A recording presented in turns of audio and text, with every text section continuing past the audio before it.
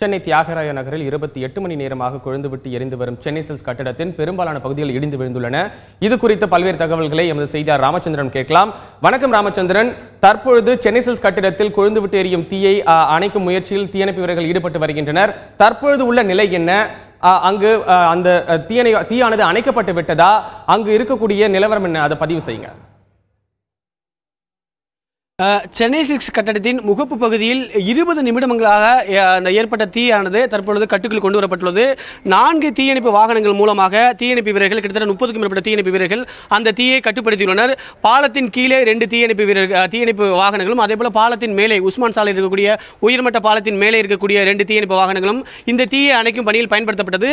சரியாக 6:55 மணிக்கு தீயானது திடீரென்று முகப்பு பகுதியில் மளமளவென்று எரிந்தது. உடனடியாக தீயை அணைக்கும் பணியில் தீயணைப்பு வீரர்கள் ஈடுபட்டனர். உடனடியாக அந்த தீ தற்பொழுது கட்டுக்குள் கொண்டு வரப்பட்டுள்ளது.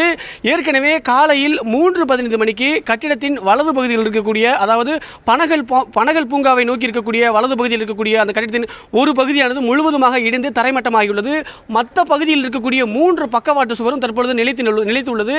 இதனை தற்பொழுது இடிக்கக்கூடிய பணியில் தற்பொழுது சென்னை மாவட்ட நிர்வாகம் தயார் நிலையில் உள்ளது.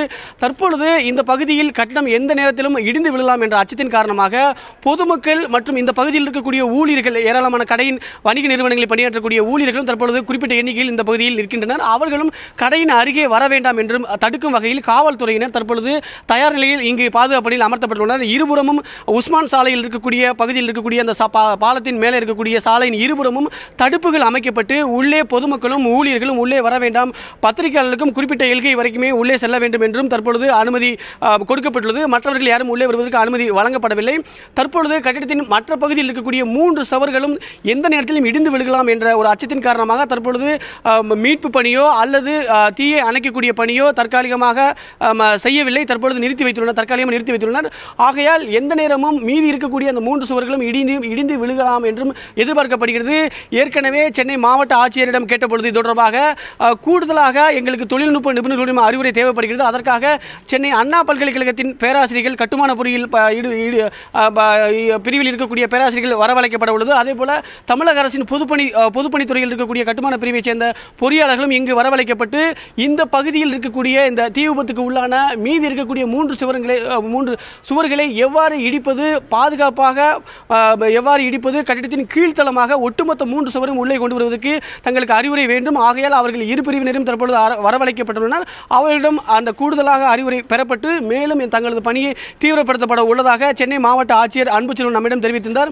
அது மட்டுமல்லாமல் கட்டிடத்தின் இடது மற்றும் வலது பகுதியில் தலா 7 கடைகள் தற்பொழுது கட்டிடத்தின் அருகே உள்ளது. தீ விபத்துக்குள்ளான கட்டிடத்தின் அருகே இந்த பகுதியில் இருக்கக்கூடிய அந்த 7 கடைகளுக்கும் மொத்தம் 14 கடைகள் உள்ளது. அந்த 14 கடைகளுக்கும் எந்த விதமான பாதிப்பும், அதே போல எதிரில் இருக்கக்கூடிய உஸ்மான் சாலையில் உயர்மட்ட பாலம் ஒன்று உள்ளது. போக்குவரத்து நெரிசலை குறைப்பதற்காக அந்த பாலத்திற்கும் எந்த விதமான பாதிப்பு வராத வகையில் இந்த கட்டிடத்தின் மீதி இருக்கக்கூடிய அந்த 3 சுவர்களை இடிக்கும் நிலையில் தற்பொழுது சென்னை மாவட்ட நிர்வாகம் தயார் நிலையில் உள்ளது. இதற்காக ஒட்டுமொத்தமாக அனைத்து துறைகளும் ஒருங்கிணைந்து தங்களது இடிக்கும் பணியை தீவிரப்படுத்தியுள்ளனர்.